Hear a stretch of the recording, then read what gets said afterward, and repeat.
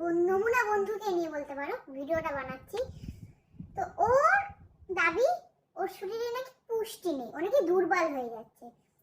তো গত রোববার আমরা বন্ধু বান্ধবরা বেরিয়েছি একটু বিকেলবেলা ঘুরতে ঘুরতে। ও বলছে, ভাই কেমন না দুর্বল হয়ে যাচ্ছি, আমার শরীরে পুষ্টি পাচ্ছি না।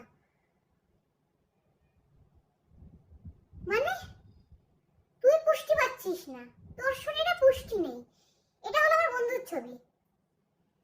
আমার পরিবারের অত পুষ্টি নেই যতটা পুষ্টি ওর একটা থাইয়ে রয়েছে। ও কোন মুখে বলে ওর শরীরে পুষ্টি নেই? তোর শরীরে পুষ্টি নেই দেখি কাঞ্চন মল্লিকের শরীরে পুষ্টি আছে? হ্যাঁ, কাঞ্চন মল্লিক কোনোদিন অ্যালিগেশন লাগায়নি যে ওর শরীরে পুষ্টি নেই। তুই বলছিস তোর শরীরে নাকি পুষ্টি নেই। তোর শরীরে 100টা কাঞ্চন মল্লিক ঢুকে যাবে রে। কিভাবে বলিস এই কথাগুলো? লজ্জা করে না তোর?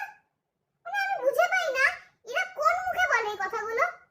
একে তো গরম, তার উপরে এই দিমাগচোদা কথাবার্তা বলে যে ভাই আমার শরীরে পুষ্টি নেই। ওরে হারামজাদা, তোর শরীরে পুষ্টি নেই তো কার আছে? তুই আমাকে এটা বোঝা। আমি পুরো আমার পরিবারের ছবি দেখিয়ে দিতে পারি, সবাইকে জোট করলে এত পুষ্টি পাওয়া যাবে না যতটা ওর শরীরে পুষ্টি আছে। মানুষজন খাসির মাংস খায় 2 পিস, খুব জোর 4 পিস। ও হারামজাদা বাকি 4 পিস থেকে পুরো খাসি খেয়ে নেওয়ার ক্ষমতা রাখে।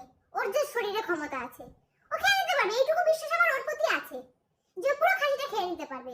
তারপরেও বলে যে ওর শরীরে নাকি পুষ্টি নেই। মানে তোরা বেঁচে আছিস কেন বলতো?